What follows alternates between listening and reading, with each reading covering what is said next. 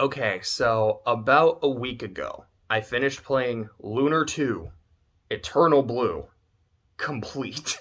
And it's very important I specify which version of the game I played. So the complete version, that is on the PS1. It was also on the Sega CD. It was also on the Sega Saturn. And from what I understand, because I had a walkthrough while I was playing the game, just so I could be like, all right, about how long is the game, like where I'm at, where is that on the walkthrough? Okay, I'm still really earlier. It's like, okay, I'm in not the climax, but I'm getting closer to the end game because I like doing that. I like having an idea of how far I am. And every now and then I would kind of check. I was like, all right, I don't want to like super look into the boss, but it's like, all right, like this is what I'm gonna be fighting next. All right, cool. But and reading some of them, I was like, wait, this fight is really different than the fight I actually had. Or it would talk about, like, okay, this is the next thing that's going to happen in the story. Like, there's this whole section where you get turned into a crystal and shit. And I'm like, okay, sounds interesting. And that just didn't happen? Huh. These games are very different. So it is important I say I played the PS1 version. Also, this came with it. Let me show off the pendant. So Clay has it's Clay's game. I borrowed it, and I told him for the review I wanted to wear the necklace. I'm actually gonna take it off because it's a little heavy around my neck. But this is, yeah, I'm gonna, I guess, hypnotize you into liking this game as much as I did. Spoiler alert, I liked it a lot. But this is Lucia's pendant from the game. She is, oh, I was trying to bring it up, but it really wasn't working. She's one of the main characters. I would say, having finished the game, she's probably my favorite character in the game. So I thought, I'll wear it. It'll be really cool.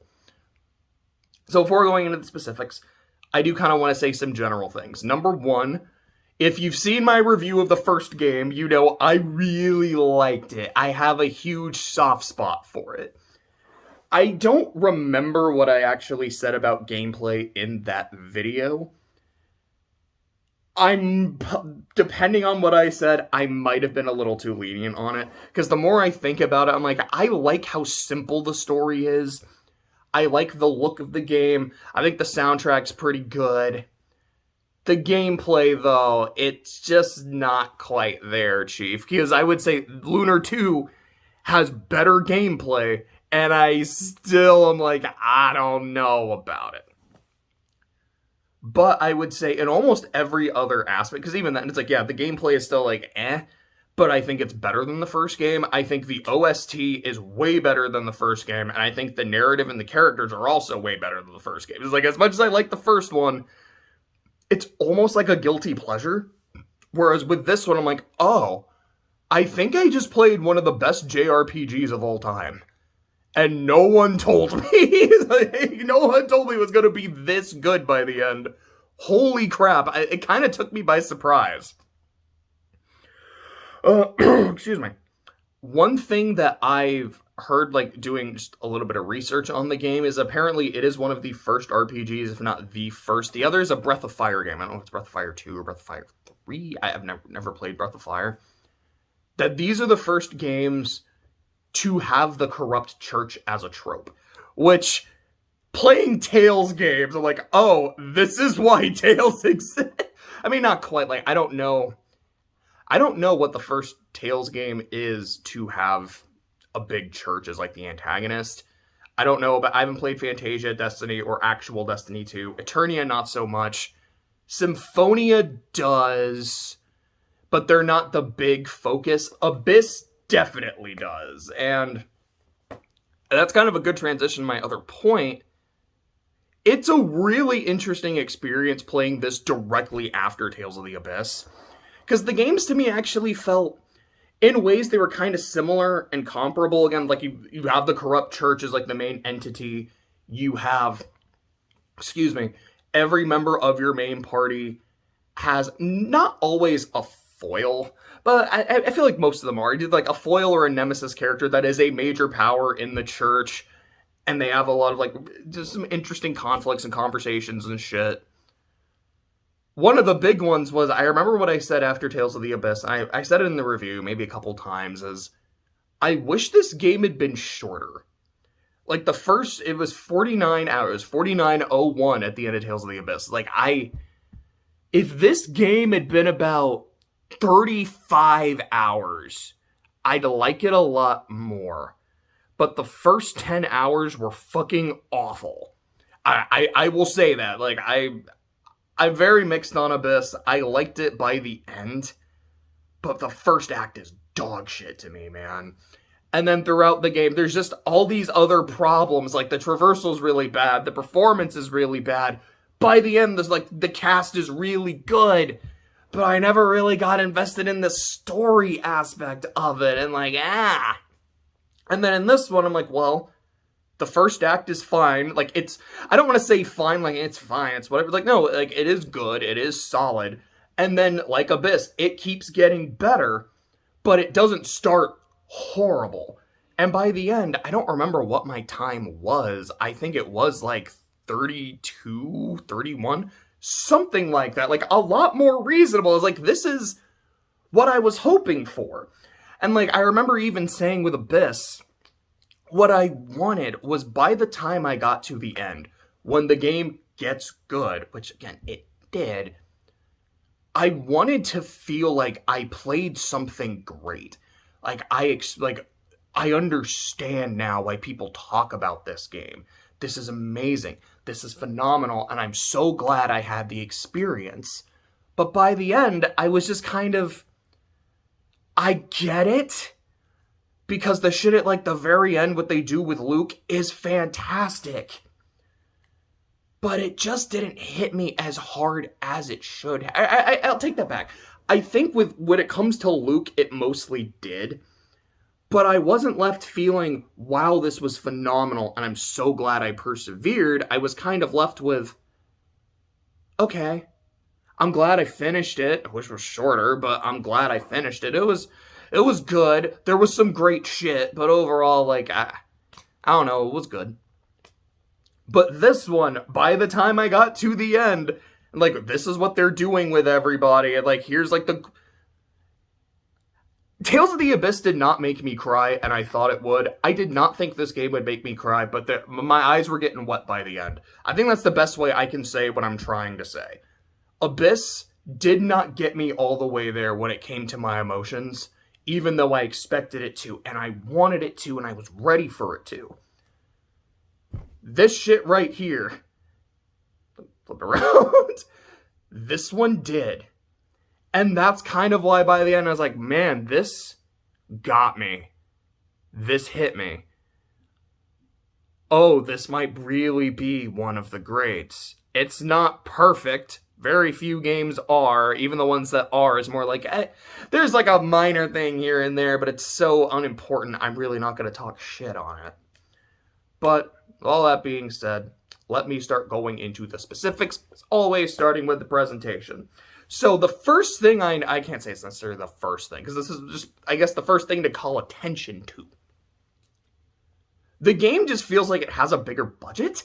Like, there's a lot more actual animated cutscenes. There's a lot more voice acting. And it's not just the voice acting in those scenes. It's also just, at different points in the game, a cutscene will just randomly be voiced. And, like, it feels like it has a bigger budget. Like, there's more production value. I think the actual animated scenes look very good. It's that old, late 80s, early, like, not even early 90s, just like 90s style anime where, like, you know it when you see it. And it just feels classic. It just feels right. Again, not to say that modern animation or modern anime looks bad, because a lot of them, like, look very good. They look very pretty. But there's something about this classic style that just kind of gets me, you know? So I thought the cutscenes looked good. There's a lot more voice acting. It's still an early PS1 game, so it doesn't always work, but for the most part, I think it does. And, like, the antagonists are having a blast. Like, anytime... Let me also go ahead and do this. Like, I have to do my full spoiler warning. Like, again, I feel like it's... If you watch my videos, you kind of know it's going to be full spoilers, but in case someone hasn't seen my video, I should go ahead and do that. We are going to do full spoilers in the game. I will count down. 5, 4, 3, 2, 1, boom. Full spoilers live for the rest of the game. So some of the performances I remember sticking out to me. Zofa!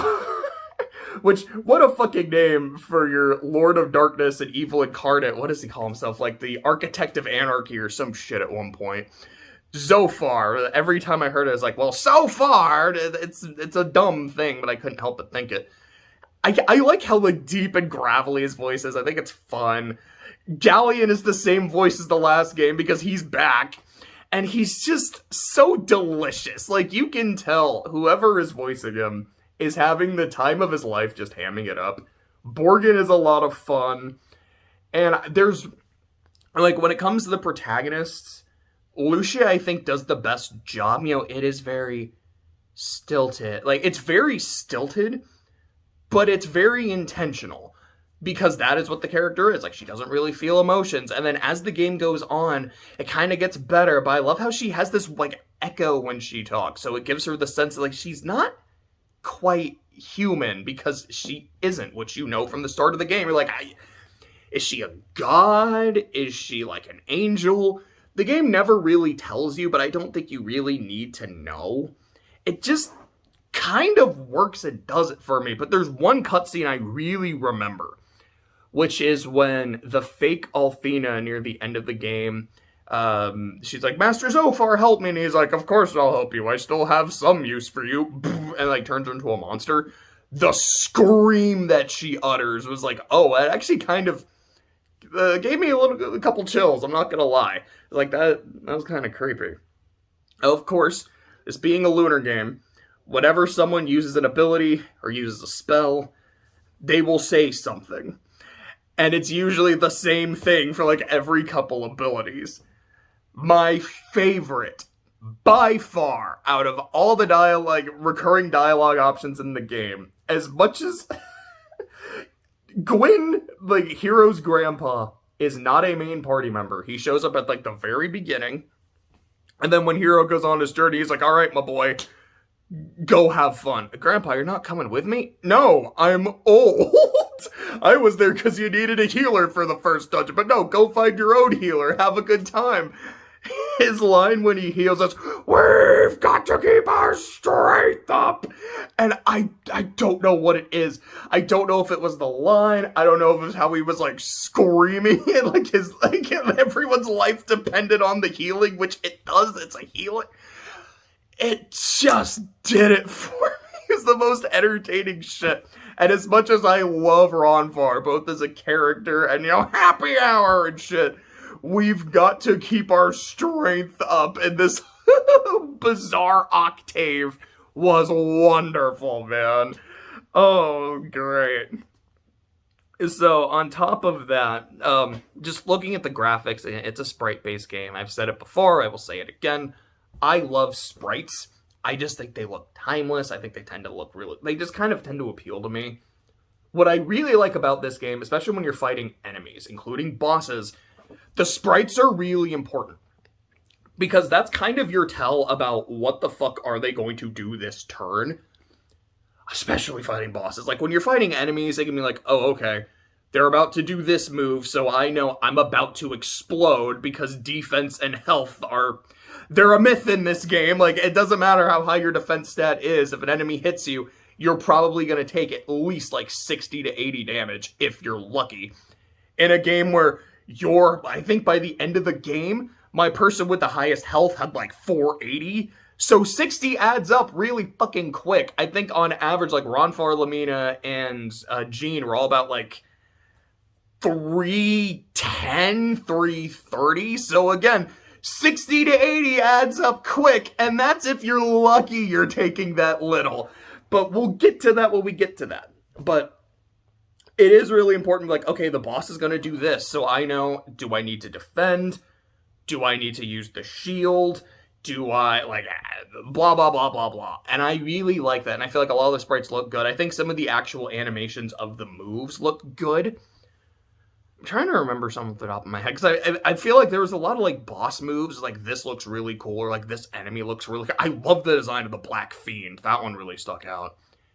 Lamina's, I don't remember what the move was called, but it's she grants a magic defense boost for all allies, and what happens is there's a circle beneath her, and then a pentagram is formed in the circle, and like the actual animation of the pentagram being drawn is like that actually looked really smooth. That was good. Again, like this game just, in terms of its presentation, just feels like we had more budget, so we put it to good use, and it just feels better in that regard than the first game.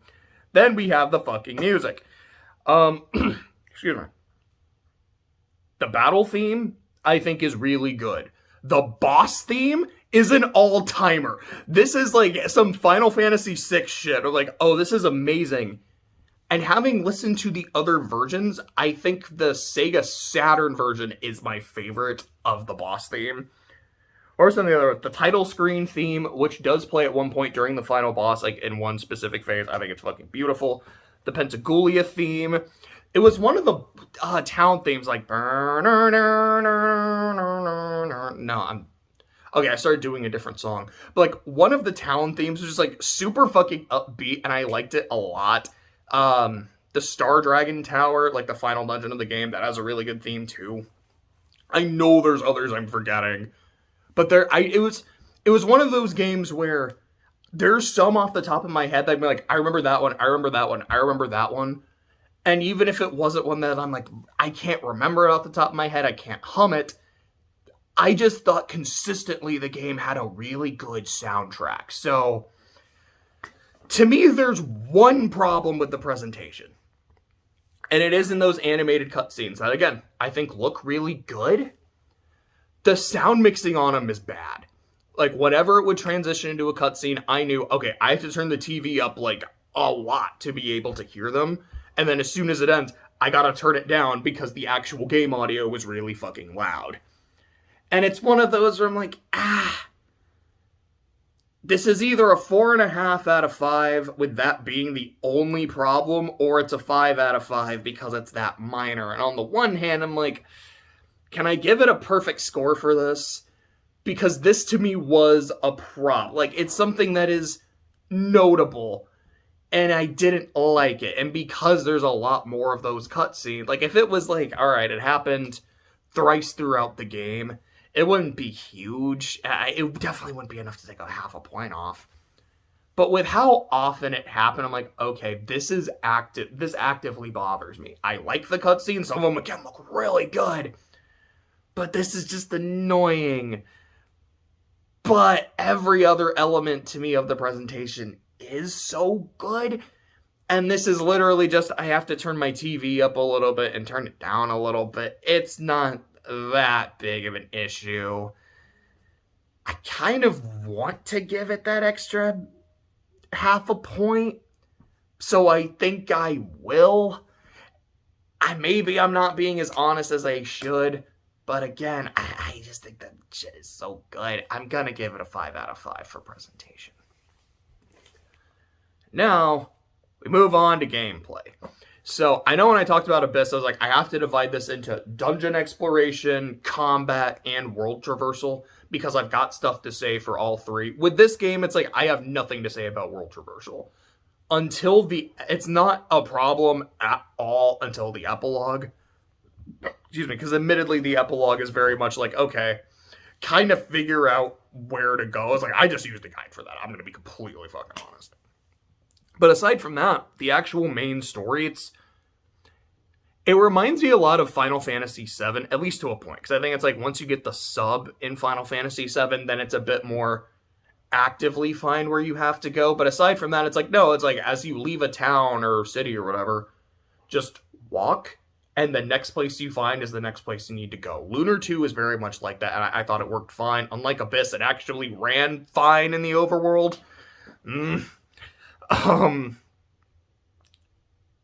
And then, yeah, like, with dungeons, it's kind of the same thing. There's not really much to say. Like, anything I really have to say about the way dungeons are done, it's just kind of a combat thing. Like, it's a game where you can see the enemies on the overworld, which I like, but they're so fucking fast. Again, like in the first game, it's like, you can see them, so you can avoid them, but let's be honest, you're probably not avoiding most of them.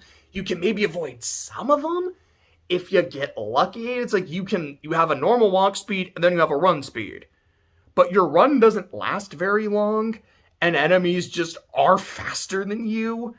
So while it's not a random encounter, they mostly feel pretty fucking scripted, which isn't awful. It'd be a lot better if combat was better. I think that's really what I'm trying to get at. This wouldn't be as kind of annoying if combat was super fucking fun. So let's transition into combat. I have a list of my problems with combat in this game, which honestly these are the same problems as in the last games. Like I said, I might have been a little more forgiving the first time, and if so, I might have to retroactively change my score. Although I will say, the way the menu works in this game is way better than it was in the last game, so there is an actual improvement. But problem number 1, I'm just always poor. I feel like I don't make enough money because shit is so fucking expensive. So, like, I want to be able to get armor and weapons for all my characters so we can keep up with the game, but I can't, and I feel like I really feel it. I said the enemies in the overworld are just kind of way too fast, which just kind of bothers me. Defense is a myth. Like I said, in a game where the most of your party are going to be, by the end of the game, at least for me, the early 300s in their health. And yeah, if you're lucky, an enemy's going to be doing 60 to 80. There are moves that can one-shot you. There are moves that can one-shot several people because they're AoE. I don't know why I leaned in like that. That was kind of weird. I'm sorry. On average, I would say you're probably going to be taking about like 130 to 150 from a boss for like a strong attack. Again, unless it's like a screen-wide get fuck you kind of move. And you're just like, I don't like this. I don't like how even my stronger, tankier people feel like they're just gonna die soon. I don't like it's... I feel like I run out of MP on Ronfar, who's the healer. You run out of his MP really fucking quick. Because you gotta be healing almost every fucking turn. You probably have to be healing everybody every fucking turn. Like, not always, it happens a lot. I'm just like, I think that kind of leads to another problem for me, which is that most dungeons don't have restore points. I've said this before with other games. I know I said it with Final Fantasy IX. I know I said it with Lunar 1. Didn't have to say it with Abyss, because Abyss actually did this. Thank you, Tales of the Abyss. I like going through a dungeon. I'm like, okay, I know I have X amount of resources to get to the boss. But once I get to the boss, I want to be full restored. I want all my health back. I want all my MP back. And I want the boss to be designed for that. It is designed to fight you at full power with the game... sorry, no, it's itching. With the game expecting your characters at this point should be around this level, probably have these abilities, some combination of like this equipment. So the boss is going to be pre-designed to have these kinds of stats, and you can fight him at full power and have a chance to win. And hopefully it will still provide some degree of a challenge. I don't like going into a boss half-cocked because all the enemies that I can't avoid because they're really fucking fast do obscene amounts of damage every hit to my characters that don't have a lot of health. And as high as their defense is, it never really seems to matter. So my healer, at the very least, has to keep like just blowing through his MP to keep everyone stable. My other stronger character, like my attackers, are also kind of blowing through their MP so they can kill shit quickly enough that we don't explode. Then, as I am depleted. Cool, now you have to fight a boss who, again, can probably one-shot some of your party members if it really wants to, but it's just gonna fuck you guys up. You mean I don't get to do that? I don't get a full restore first? I don't get a chance to rest? That's bullshit. I don't like that kind of design. I like being able to rest first. I remember I was talking to Clay about it. He's like, yeah, but I mean, like a lot of old games do kind of like a Dungeons and Dragons kind of thing. In D&D, when you're exploring a dungeon, you usually don't get to do a long rest right before the boss. You're supposed to conserve your resources and then go fight the thing. I'm like, yeah, I know. I don't love that either. It's like, as much as I love D&D and Pathfinder, and like, I do love combat in there, I like being able to... I guess I just don't love the resource management. I think that's really what it is. It's like, for me, if I want to play a survival horror game that involves resource management, I will play a survival horror game. If I'm playing a JRPG where I have cool shit that I can use and blow up monsters, I want to use my cool shit to blow up monsters and not be punished when I fight the boss. I want the boss to be designed to fight me at full strength, the game to put me back at full strength, and I can still have a good time. Maybe I've been spoiled because I grew up playing Kingdom Hearts as my most played game, or how even in Pokemon, like, okay, in Pokemon you don't really get that in like a dungeon, but when you go to like a gym, okay, I mean, some of them they're kind of bullshit, so you're not going to be leaving the gym, but a lot of them you can still just kind of leave the gym, go to the center, and then go back. So even there's not a restore point in there, it's not that far away. And in Kingdom Hearts, which is not turn-based, but still an RPG, you can go to a save point, which there's a lot of, just heal up. There's usually save points right before a boss anyways, so you're Gucci in that. Like, it's what I like. No restores before a boss. Oh, God, running. I know this was definitely a problem in the first game. So whenever you decide to run, you are... essentially think of it as like a full round action, where instead of just saying like, okay, this character is going to run, this character... like, it's not on a specific character's turn you decide to run, and if they run, everyone is Gucci. So if you fail the run, that character misses a turn. If you run... all of your party members are saying, we are going to run, and they will either run or they will just shake their heads and say no. There is no indication of if a run will be successful or not. There is no, at least I have not found out what determines that. If it's like, if your character is at a certain percentage of their health they are, if it depends on the level of the monsters. I think it's literally a coin flip, just, are we running or not? If it didn't cost an entire round, like if it was just like, all right, you tried to run, you failed, now one person is just not going to be able to act because like it was on their turn, like that'd be fine. I'd get that. But again, in a game where enemies are designed to fuck your shit up, no matter how high your defense is, sometimes the reason you run is because, like I said earlier, I want to conserve my resources. Because I know there's not going to be a restore at the end. So I want to be able to fight shit too. I want to be able to do that to get money, but I can't fight everything. Because I'm just going to be depleted by the time I actually get to the fucking boss. And if I leave and heal up, I'm going to have to do all this shit over again. And that's annoying. That is fucking irritating. I'm not doing that. So I want to run from this fight so I don't have to expend anything. Oh, my characters just decided, no, we're going to stick it out. Which means we're going to take a fuck ton of damage. Which we probably would have taken if we stayed and fought. Because enemies are also...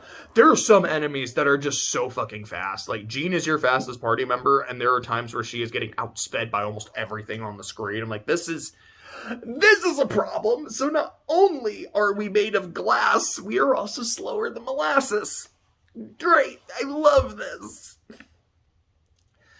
It's just... it makes going through a dungeon, for me, really unpleasant. Like, I don't want to be playing this. However, bosses do tend to be really fun. Even with the bullshit of, we can do obscene amounts of damage to your fragile little characters. Even with the, if we really want to, we can maybe one-shot someone. Even with the, we might be completely outspeeding you. Even with just some other insane bullshit that they might have depending on the fight. bosses just ended to be really fun. I can't lie. I really can't. As much as the game bothers me with how it's designed, it's still fun enough. And there's one thing, though, I really have to say about gameplay, because this really bothered me throughout the game. I was like, this is a weird design choice. And by the end, I was like, no, I get it. It's Lucia.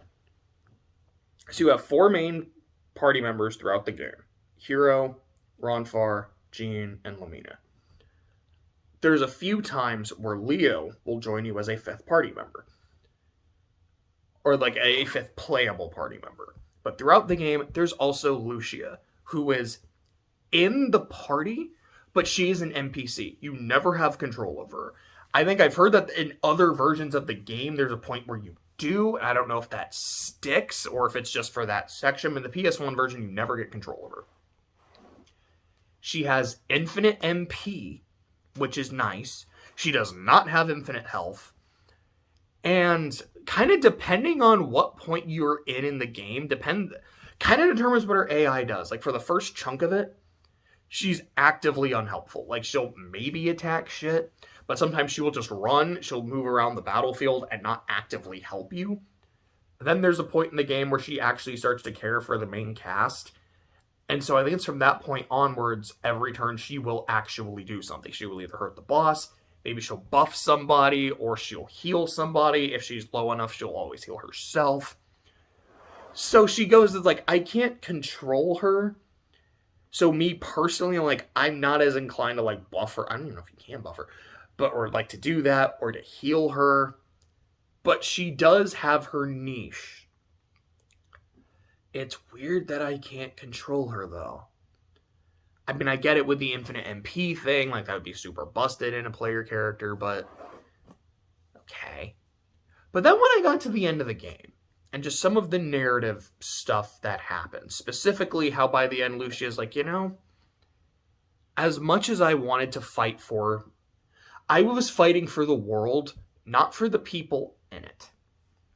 And then I got to a point where I did care about the people in the world.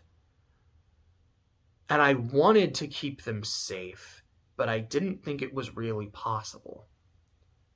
I never truly believed in the power of humanity.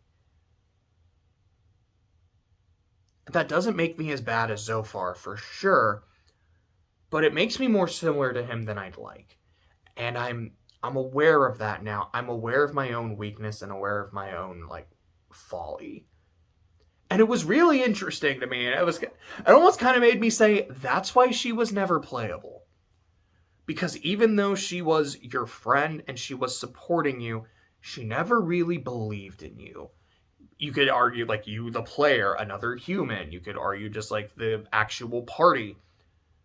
She never fully trusted them enough. She always had to act on her own, and that's why she did. Like, that's really interesting to me. So as off-put as I was, and then just kind of weirded out by me, I'm like, no, I fuck with this. I kind of dig it. So when it comes to gameplay, this is hard. Because it is, as much as I complain about it, and I'm complaining a lot, just dead ass, it's still fun. I feel like that's what it is. It's best to say it's fun in small doses. It's not a game that I could play for like 5 hours. Like, I'm playing Scarlet Nexus right now, and I can barely put that game down. It is so absurdly fun. This is not that.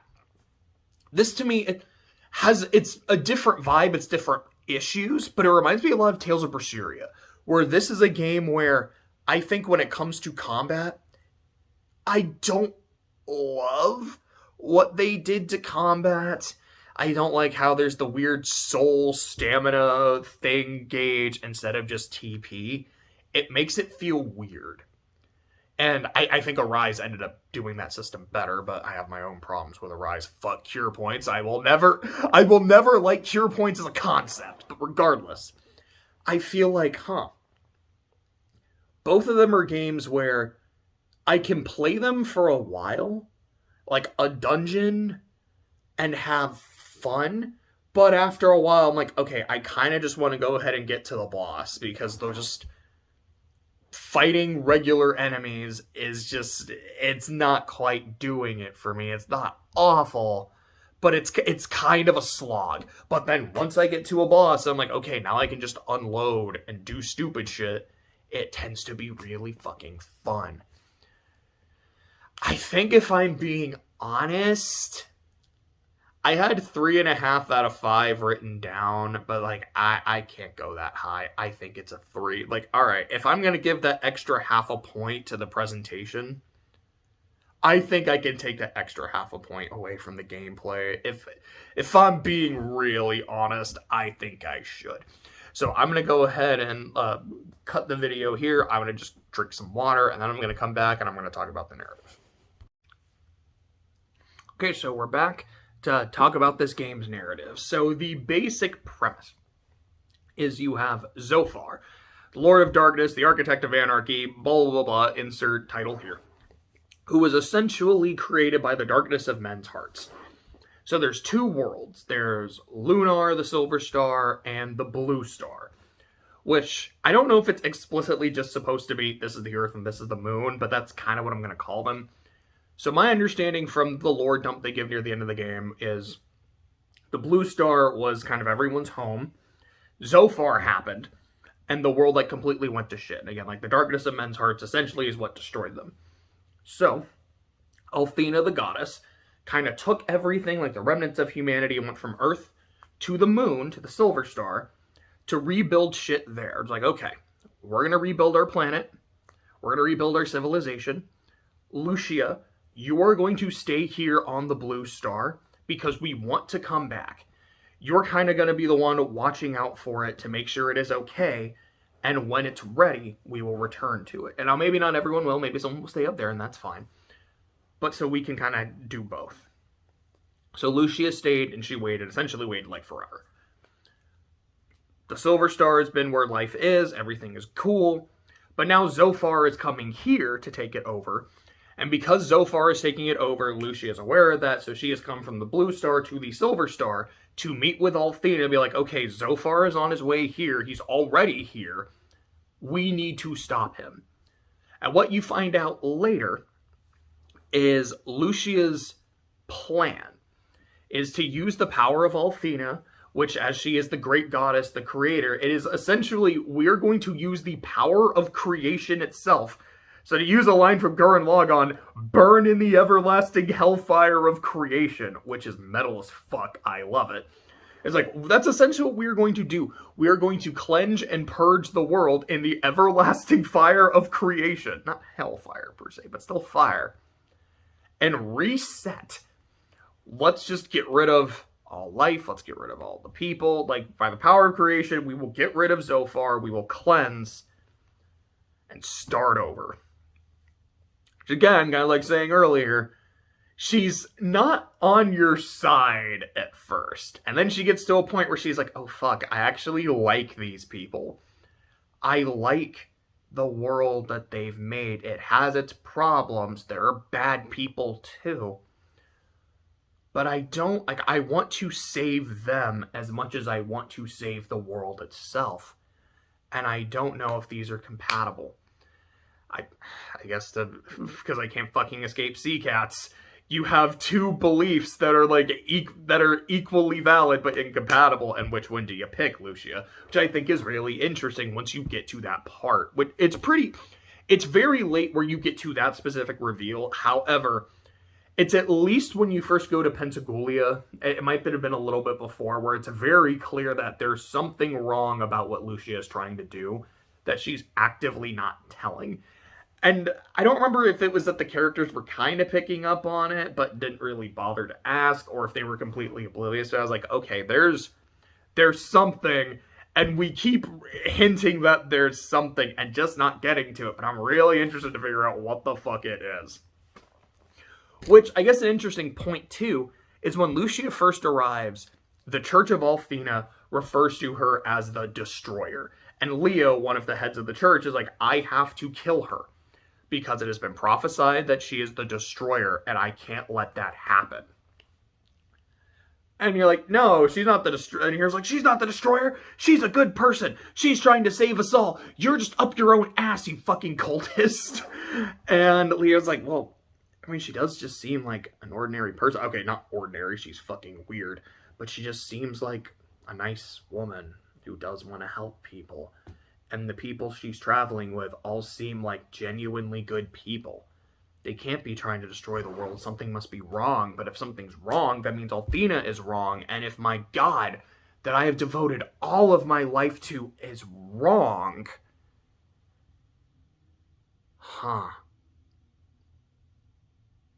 I don't know what to think anymore. But then by the time you get to the end of the game, you're like, oh, you're not wrong. Lucia is the destroyer. It's just... She's not evil. I think there's a trope that's like good is not, good is not nice, or like light is not good. Kind of like that. It's like, yeah, like you're using like the power of light to destroy all this shit. You're like, that's not necessarily a good thing. It's like she is on the side of good. She is destroying Zophar, like the destroyer and everything. Like, but you're not a very nice person with what you're trying to do. I find it really interesting. So I kind of just wanted to talk about the cast. So essentially, like, here's a main party member, or like main character, because Ruby's not a party member necessarily, but I guess she kind of is. So it's like, here's all the party members. And then here are their foils. So first off, you have Hiro and Leo.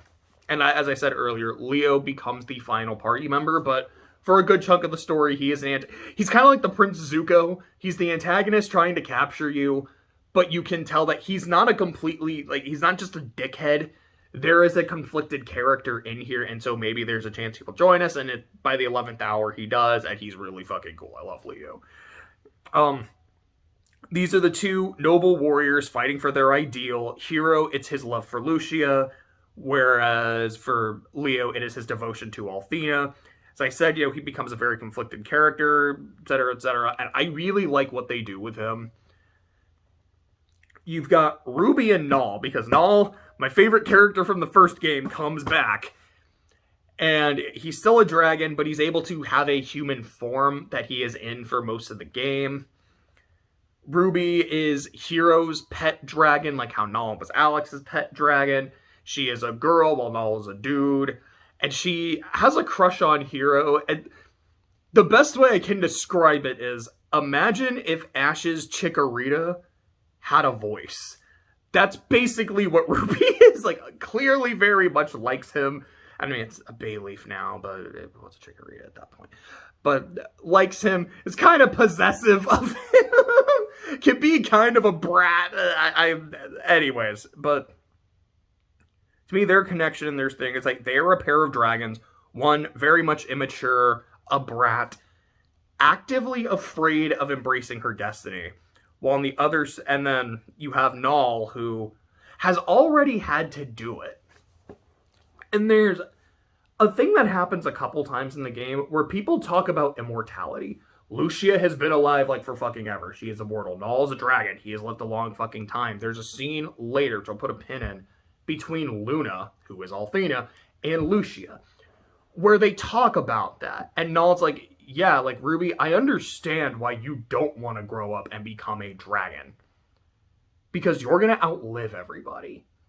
All of your friends that you're on this adventure with, like Hiro, your beloved, you're going to watch him die. You're going to watch him grow old. And it's not easy. Believe me, it is not easy to watch that happen. But you have a duty to the world. You have a duty to Althena. And you're going to fucking do it. I know it's not easy to grow up, but grow the fuck up. And honestly, I think it is really interesting. And like when you are actively at that part of the game where you start doing all the dragons and like getting their powers back, and Ruby slowly but surely is like, huh. Or it's like, okay, that's one down. You know, I guess Null really is like a big badass dragon. Huh, that's pretty impressive. And then you do the next one. She's like, huh, we've now done the next one. I'm coming up aren't I? Oh boy, that's weird to think about. And then you do the next one, she's like, oh god, I'm next. I don't know if I'm ready for this. And when you get into her dungeon, she's like, I'm not fucking ready for this. I'm not fucking ready for this. Do we have to? Please tell me we don't have to. Like, this is like a character who at the first is like, I do find her entertaining. I do think she's funny. Not as funny as Null in the first game. It's like, I do like her. But she is the more kind of annoying, bratty member of the party.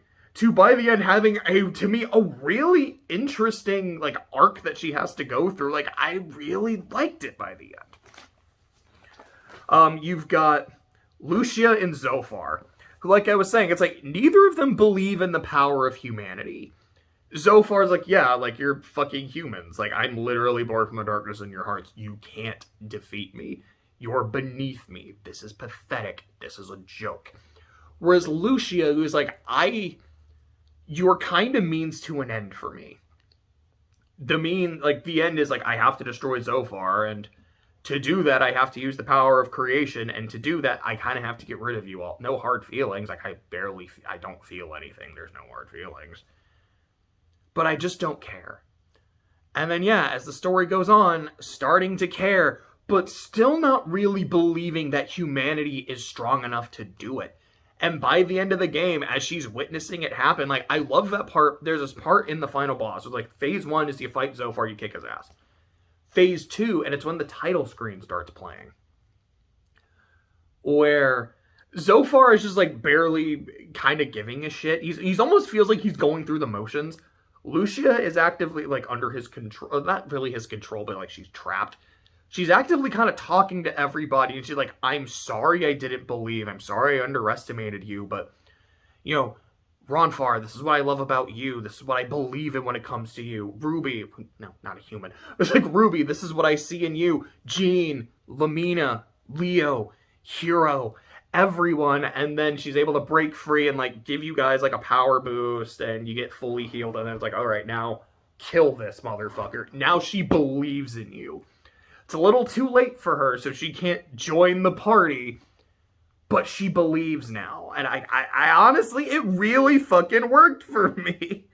And even in a sense of how both Lucia and Zophar are destroyers, but in different ways. Zophar is a destroyer because he just enjoys it, whereas Lucia is going to be a destroyer so she can create something beautiful after. I feel like I will say overall, I think I said this earlier, Lucia is my favorite character in the game just because of how much growth she has. And I feel like it is consistently interesting, it's consistently believable. You have Ronfar and Mari. So, Ronfar, back in the day, like, he was a priest, he was a man of Althena, he was a man of the cloth, who had this, so Leo is his best friend, Mari is Leo's little sister, and essentially is like the girl that Ronfar has always loved. They've basically always been a thing. She got really sick, so he got a potion from the church members to save her. But it was made with the blood of Zophar, and so essentially by drinking the blood of Satan, it healed her, but it gave her this evil personality. So it's like, she's not quite possessed by Zophar, but for all intents and purposes, she is. It just gave her, like, an evil side. And seeing that happen is like, I wasn't able to save her with my own power. The power of Althea wasn't what saved her, but the thing I got from the Church of Althena, it saved her, but look at the cost. And it kind of broke him. It made him lose his faith. So he went from being a man of the cloth to being a man of the bottle and a man of the dice. And I like that. I like how he is very cynical throughout the game. And he's like, look, like, I kind of just want to drink and gamble. But if you guys want to save the world, because there's monsters and demons and shit, you know, I don't know what it is, but I kind of feel something. That maybe, just me, and I think there's a thing you do, like, where Lucia is sick, and then he heals her, and he's like, okay, I was able to help somebody. I wasn't able to do that last time. You know, you gave me just a little bit of my faith back. Now, I still love to drink. I still love to gamble. I still love to cheat when I gamble. But maybe I can find something to believe in again if I travel with you. So I'm going to do that. And one of my favorite moments in the game, it was my favorite moment of the game at the time, and then all the Lucia like shit happened after, excuse me, is essentially it's saving Mari, it's cleansing Mari.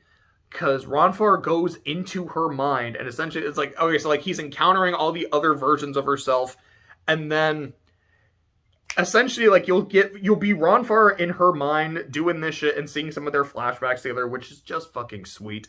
Then it'll transition to Hero and the rest of the gang doing a boss fight, fighting this like 5-headed flaming Hydra, which is a really fun fight. I thought this part was super cool. Also, it was cripplingly weak to ice, so Lamina was fucking feasting, dude. I really liked that part of the game. I liked exploring his relationship with Mari. She's a very sweet girl, but shit fucking happened, man. It was just really good. I really liked it. After that, you've got Jean and Lun, which every time I look at his name, I'm like Loon, but it's Lun. Like, I just don't like the way it's pronounced. Essentially, what it comes down to is he was part of a cult. He's one of those people who believes, like, I believe in strength, I believe in using power to get what you want, and that involves killing people, blah, blah, blah. So he would kidnap kids, teach them karate, so they could be bad motherfuckers, and also kind of beat the personality and kindness out of them, so they would just be his loyal assassins. And Jean was raised like that, but she was able to escape. She is a dancer, she's a performer. She doesn't like to use her fists when fighting, because she's like, no, like, I was trained to be an assassin, and what I was trained to do was evil. But after that arc, there's an arc where you do a fucking karate tournament, and I'm like, oh my god, we're actually trying to solve problems with a karate tournament. This game is wonderful. This was definitely made in like the 80s or the 90s. Yes. But you do the karate tournament, you fight him, Jean fights him one-on-one, and it's like, yeah, you know, she's able to actually use her karate at that point.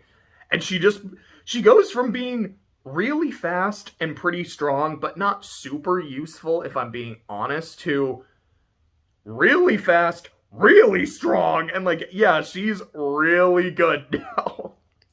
Just in terms of gameplay. But it is like, yeah, like, this is the power to protect versus the power to destroy, and of course the power to protect is gonna win. What I really like is how after all that shit, Lun is essentially trying to be like, oh, you know, I did something wrong, please forgive me. And Jean actively doesn't. If I remember correctly, when he asks for forgiveness and is trying to repent, she's just quiet. And then later at the end of the game, she does say, she's like, yeah, like, I'm not going to be able to forgive him. I never will. But I can move past it, and I can forget it. And I can move on with my life because I was able to stop him. So he's not going to do to other kids what he did to me. And that's enough. I don't need to forgive him. And I really liked that. I thought it worked. Then you have Lamina, who, if it wasn't for all of Lucia's like great character development by the end of the game, would easily be my favorite because of how consistently fucking funny she is. Again, like, comparing it to Abyss, she reminds me a lot of Annis, who, like, she starts off as just this real money-grubbing character. Like, I love money, I love cash, I love people being indebted to me, I love indentured servitude. This is amazing. She's also, I don't know if racist is the right word, but she definitely values, it's like, the way I value people is, like, what service can they provide me, and also how good at magic are they? Because I come from Vayne, I come from the magic capital of the world. I'm going to become the next leader of the Magic Guild, and I need people to build it up. I need strong people. I also need their wallets. It's like, what's that line from Nowhere? Where it's like, how I love her father's money. That's Lamina, and I think she's so fucking funny. Borgin, her foil, her anti-character, who's this real fat dude, and they get really creative with some of their fat jokes, like in the first game, how they do it with Ramus. There's some pretty good ones in this too, which maybe I'm not supposed to say anymore, but they were still funny, I can't lie. And I mean, he kind of seemed to take them in stride too, so it's like, he wasn't bothered by it, I'm not bothered by it, we're Gucci. What I really like about Lamina's arc is how she has I'm not that different from Borgin. And what I love about it is it's not the villain going, well, hey, you and I aren't actually so different, you know? She comes to that realization herself. When she actually gets to, like, what happened to, no, it's not what happened to Vane, it's Neo Vane, like, his new city and all that shit, and the way it's, the people without magic are just second-class citizens. They're actively slaves. They're being separated from their family members. He believes that magic is what makes you, like, useful. Right makes right, all that kind of shit. And she's like, you know, that's kind of how I used to see people. It's almost kind of how I still see people. Huh. You know, I kind of need to get off my high horse, don't I? Like, this is a problem. This kind of society, which is the thing that I believed in, is a fucking problem. I have grown enough to realize that. I need to stop him. I also need to stop him because, you know, like, he kidnapped my mom and wanted to marry my mom. Like, that's a no-no. But also just, I feel like our philosophies now are incompatible, which is a good thing, because they used to be really similar. It's like looking, I could see, this is not a line from the game, but something I could almost see her saying. It's like looking into, like, a funhouse mirror, like one of the ones that makes you really fat. I just hate it. And yeah, like, I like what they did there.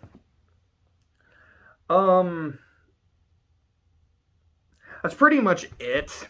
Or, like, when it actually comes to the character. So, like I said, I'm going to take that pen out. My probably favorite scene in the game is the scene where Althena, a much older, like, wrinkled Althena, is talking to Lucia, like a pre-recorded message. She's like, yeah, if you're seeing this, it means I'm dead.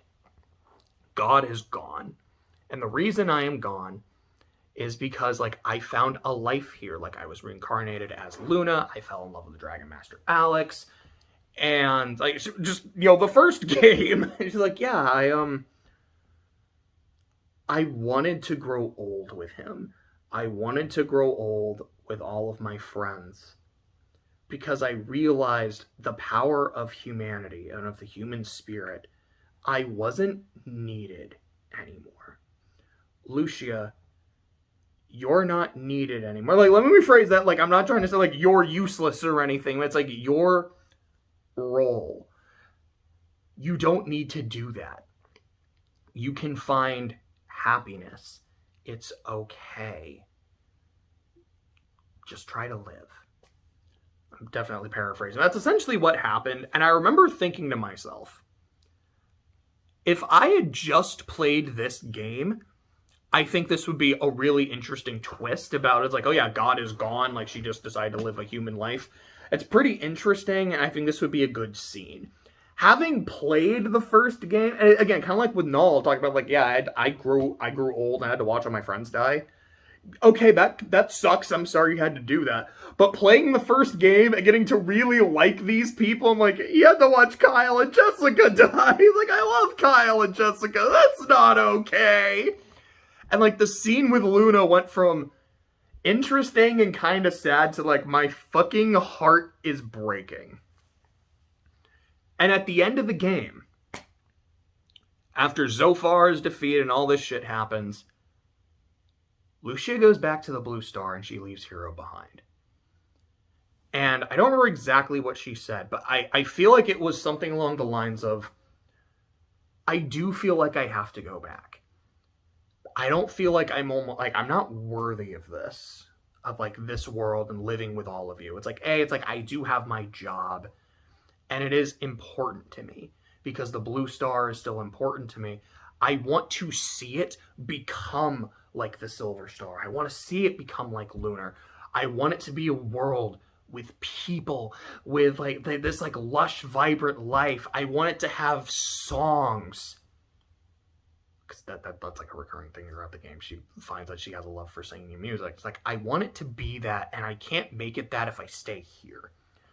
But also, there's kind of this sense of, because I didn't believe in you, I don't feel like I'm worthy to stand beside you. So this is goodbye. And then when she leaves, this is all that's left behind is the pendant. And I remember the flavor text specifically was just like, Lucia's pendant. I wish Lucia was here instead. I was like, oh, ow, you can't do this to me. Why? This hurts. And then basically the credits roll. And after that, you get a playable epilogue, which I don't know if that was in the original version of the game. I genuinely don't. It is entirely possible that just, like, really heartbreaking ending was just the end of the game. But after that, you do an epilogue where Hero gets the band back together, which you actually don't have to do, but it's Lunar. You need other people to take hits for you, because holy fuck. But he just kind of goes to see everyone. They're like, yo, Hero, what's up? Where's Lucia? Like, dude, did you fumble the bag already? What do you mean she went back to the Blue Star? What the fuck? Do you need me? Because I'm your homie. We went through a lot of shit together. If you need me, I will fucking help you. You get the crew back together. You go, like, do some shit in some dungeons. You go to the Star Dragon Tower, which is like, all right, this is where you go to travel to the Blue Star, which... Okay, she used another tower earlier, but now you're going to use another one. You go fight the Star Dragon, which Hero does by himself. You kick its ass. Hero says his goodbyes to everybody. And then he goes to the Blue Star and he's with Lucia. And it's really fucking sweet to see it happen. And then the credits roll again and the game is over. So, like I said, when I was done with it, I was left with this sense of I played something great, at least in terms of its story. Again, its gameplay, I'm very mixed. I remember, again, because I have to keep comparing it to Abyss, because this was like right after playing it, and like I said, this kind of gave me what I wanted Abyss to give me. I love what they did with Luke by the end of the game, and I really liked what they did with the majority of the cast by the end of the game. But the shit with Lucia and, like, Lucia leaving actually, like, really hit me hard. And... Oh, sorry. Brain stopped for a second. I don't know. Maybe it's just, like, I tend to really like stories about the power of humanity and the human spirit. It's one of the reasons I love Gurren Lagann so much. And I thought the cast was just really strong. They started off fine, but by the end of the game, like, once everyone had their arcs and had their development, I was like, this is actually a really good party. I thought the antagonists and the way they complemented the characters was really strong. I thought the central narrative was interesting, and then when you get the late game reveals, like, these are actually really interesting. They're not completely coming out of nowhere. They all feel earned, and they all feel like they make sense. And the story just was like, I guess to kind of do a bell curve of it, it's like, okay, it's fine, it gets a little bit better, and then it just keeps getting better until the very end. And it was only like 30 hours. So on top of that, it's not just like, yeah, it was shorter so I can do other shit, which is nice to be able to move on with my life. It makes it feel like all the good shit was condensed. And it's not just like, yeah, it's really bad, gets kind of good, and then is like almost kind of meandering in quality, but is fine. And then it's like amazing for the last 2 hours. It is good, great, holy shit. It just felt more satisfying.